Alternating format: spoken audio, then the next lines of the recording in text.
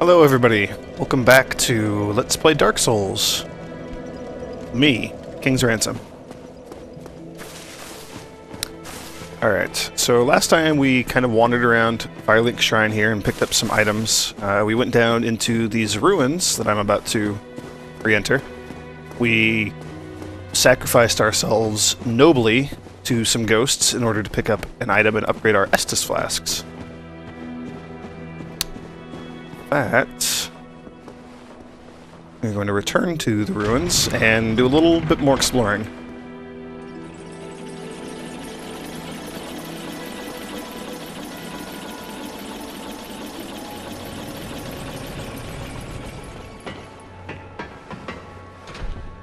There we go.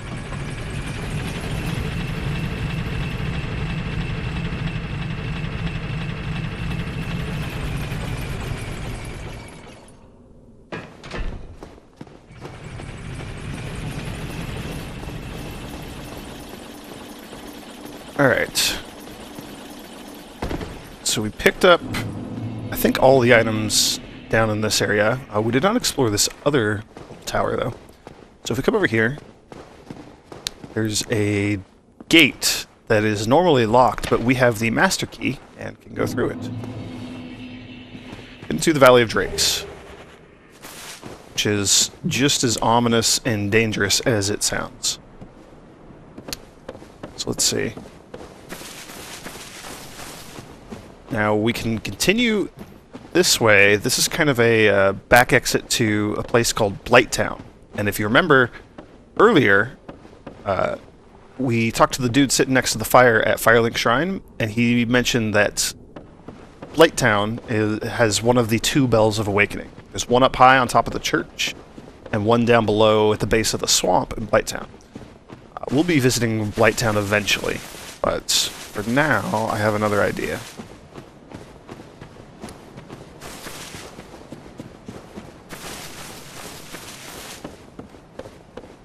Now that, you can see in the distance there, is a undead dragon.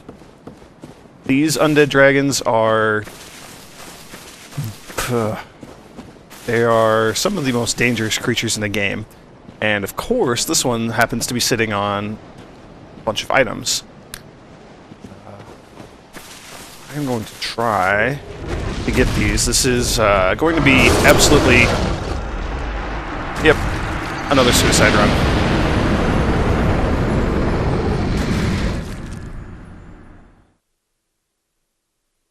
That's okay, though. That's okay. I got what I wanted.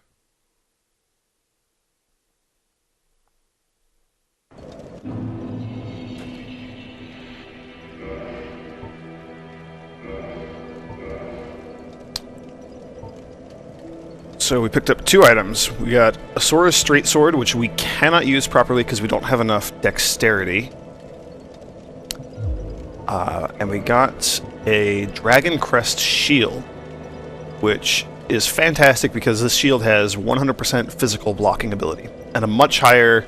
You'll notice that it has much higher fire resistance and much lower lightning and magic resistance. That's okay. We're mostly after the physical protection from this thing. So now when we block attacks, physical attacks, we will not take any damage. So, that's a pretty neat thing to have.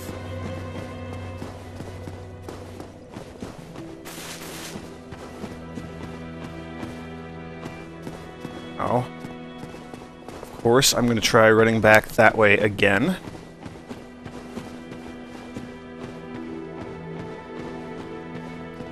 I'm going to see if we can sneak past that undead dragon without getting killed. There's a chance that we need a bow and arrow and that we need to actually take that dragon down before I can get past him. But, we're going to go ahead and try. You probably noticed me running across that button on the elevator again as I exit it. That will send the elevator back up on its own so that we can come down here easily. In the event that we die. Not that I'm expecting that to happen a ton, but it's probably going to happen quite a bit here.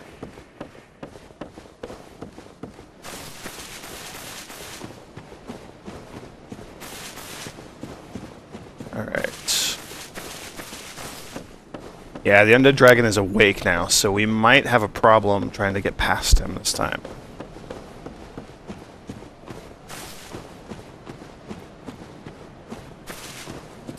So the big problem with the Undead Dragon is that he does this poison breath attack. Apologies if that's loud. If your timing is good, you can actually run up and hit him between his poison breath attacks, and slowly whittle him down to death with a weapon, but that takes a very, very long time to do. I don't know. Might not have much of an alternative here.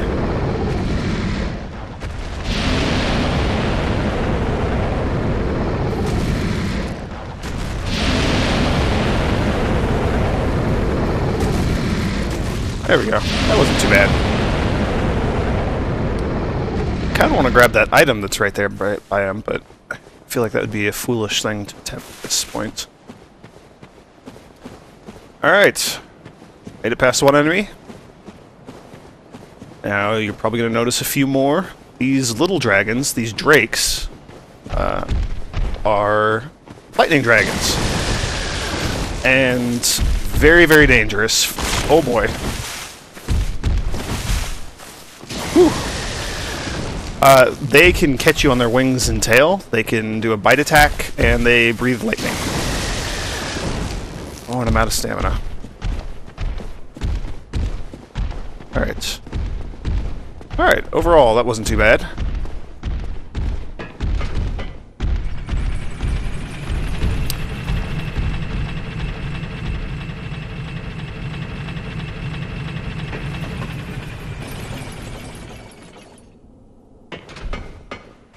Same thing, gonna send that elevator back down, although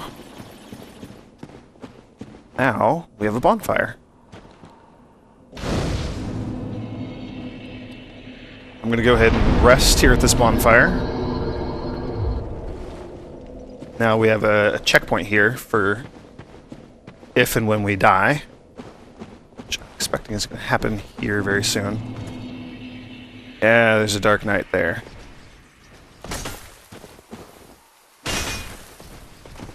These enemies are very, very dangerous, and they are somewhat unique. Ooh, hit hard.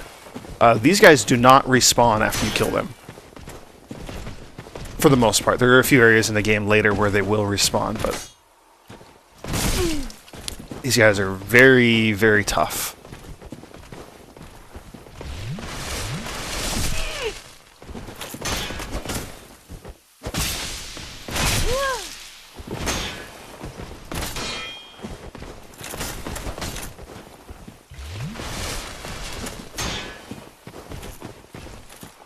There we go, we got a backstab. Not expecting that to kill him, but... Ooh, did kill him. Knocked him off the edge. That's exciting. Alright. That is a decent chunk of experience. Let's see. Grass Crest Shield. That's what I was after. That is even better than the Dragon Crest Shield. You'll notice... Well, arguably better. Only 95% physical damage reduction, but the Grass Crest Shield has an interesting benefit of giving you a glowy green thing around you. No, it gives you stamina regeneration, so your stamina will recover much, much quicker, and it will deplete much slower. Very, very nice to have most of the time. That 100% physical damage reduction from the other shield, we might end up switching back over to the fire shield, the Dragon Crest shield. But for now, I'm going to level up a couple times. So,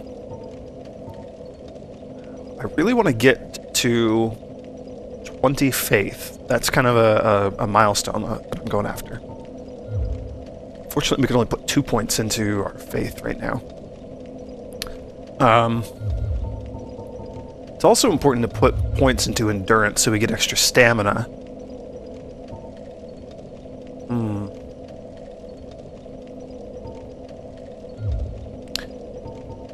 I'm going to put 1 point into endurance for now, and I'm going to put 1 point into faith. seems like a decent setup for now. Growing our stamina up to the maximum. The maximum is around... this game employs diminishing returns with your stats. So your stamina bar can grow as you add endurance up to about 40 endurance, I believe it is. At which point, adding more points will not give you additional stamina, but it will continue to raise your weight limit that you can carry. So, very important to reach that as early as you can, but I also need faith if I'm going to be wielding divine weapons soon. Monster ahead. That's not a terribly useful message. I'm actually not going to go that way for now. There's some very, very dangerous creatures over there that I don't really feel like dealing with at this point. We're just going to kind of work our way up this cliff here and pick up some items while we do so. Ooh, a longbow and some feather arrows. That's exciting. Although I'm pretty sure I don't have the dexterity to wield that bow yet.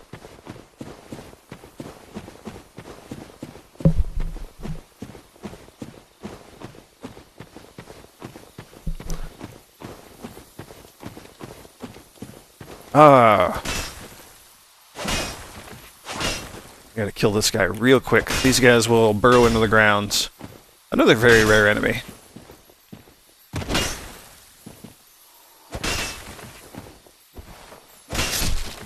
There we go. So these guys drop Twinkling Titanite and large Titanite shards. They drop. You'll notice from the probably saw from the knight that we fought earlier that he also dropped some sort of Titanite thing. There we go. He dropped the blue Titanite chunk. So Titanite is used to upgrade weapons. We'll talk about that once we find blacksmith. Titanite, different types of Titanite are used to level up different types of weapons. So Twinkling Titanite is for like unique items. Blue is for magic or enchanted weapons.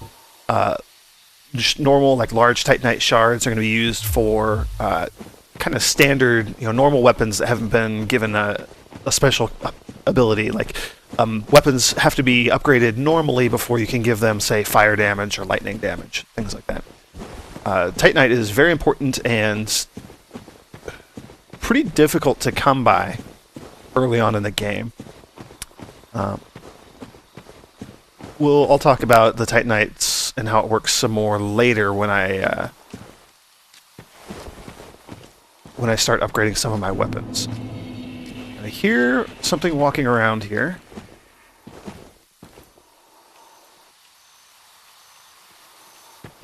There it is. I think there's another one behind me, too. Yep.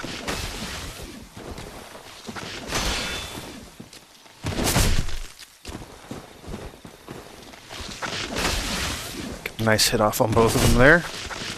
Yeah, we need to upgrade our mace or find a better weapon, because this is taking a while to kill things.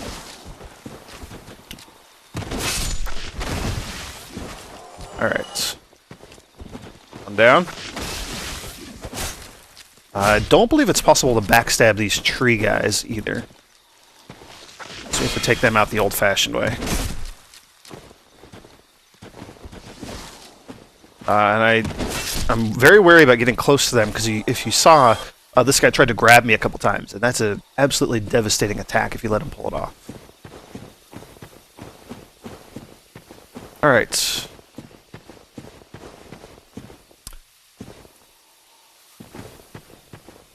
Enemy ahead. Indeed there is.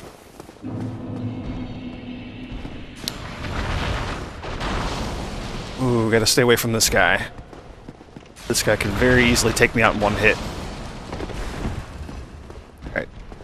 I think I'm safe, though. Ooh, lightning almost got me. And here we are. Here's the blacksmith I was talking about. He can upgrade our weapons and our armor. Before we do that, I've got a bonfire to light here.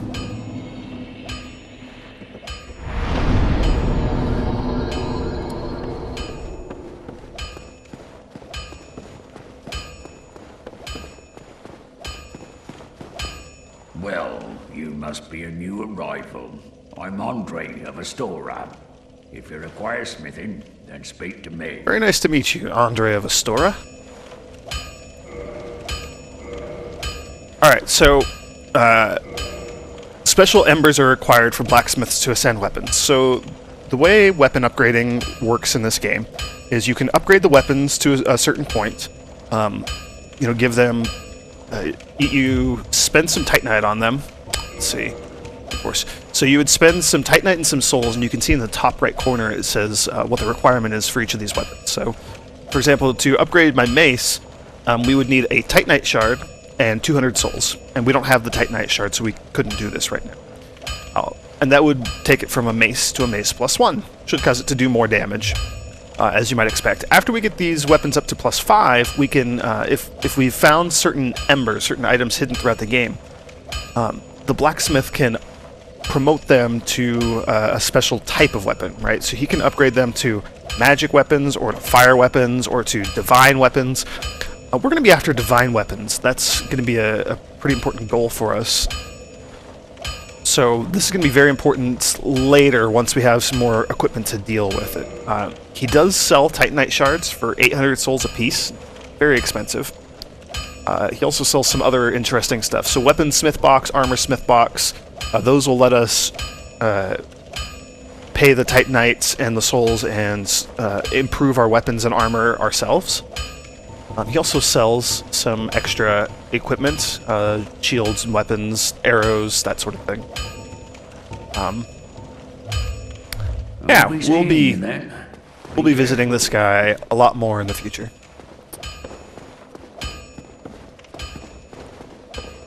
For now, there's a little bit more exploring I want to do here in the parish before we move on.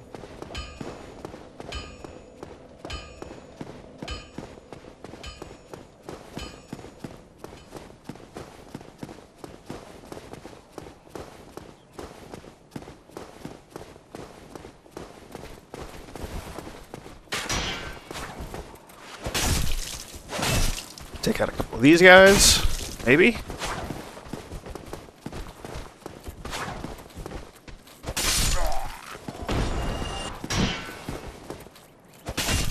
Oh, tried to get a backstab there, didn't really work.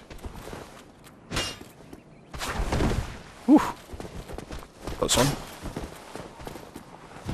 There we go.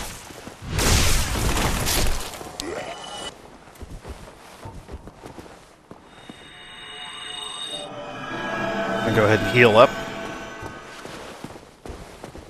There's one more over here.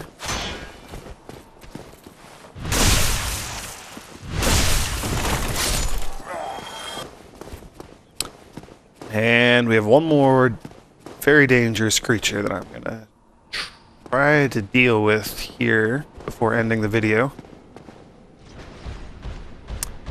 There he is.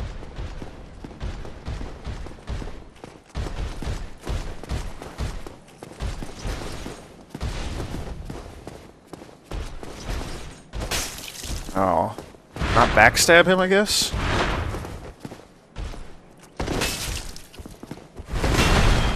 Oof, not want to get hit by that.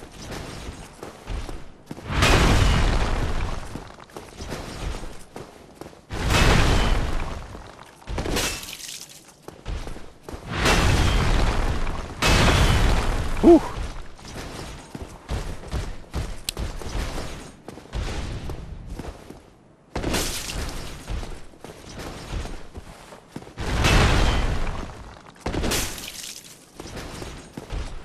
Alright. Oh, no you don't. Don't heal.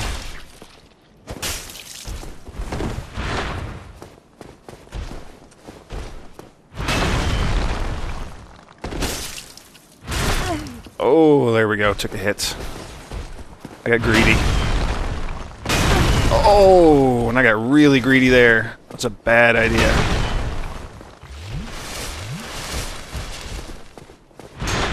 It's okay, though. Alright. There we go. That guy, I believe, is also a unique enemy. We're not going to be seeing him respawn. good for a little bit of experience, though, and a Titanite shard. And let's see what he was guarding here. Perfect! Another Firekeeper soul. Ah, and a bloodstain. So we can see somebody got creamed by another enemy they were probably not expecting. Alright. With that,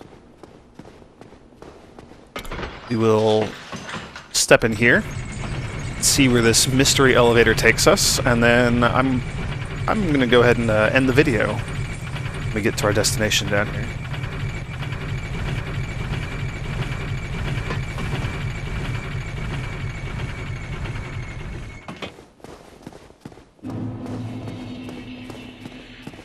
Yep, back to Firelink Shrine. So, one of the big things that I love about this game is the level design and how organic and interconnected everything is. There's lots of little shortcuts and lots of, loops to get around the world. It's very awesome in my opinion. I absolutely love it. Alright, well, I know we keep ending up back at Firelink Shrine, but eventually we're going to make some real progress, I promise. Thank you for watching. I've been King's Ransom. Join me next time for some more Dark Souls.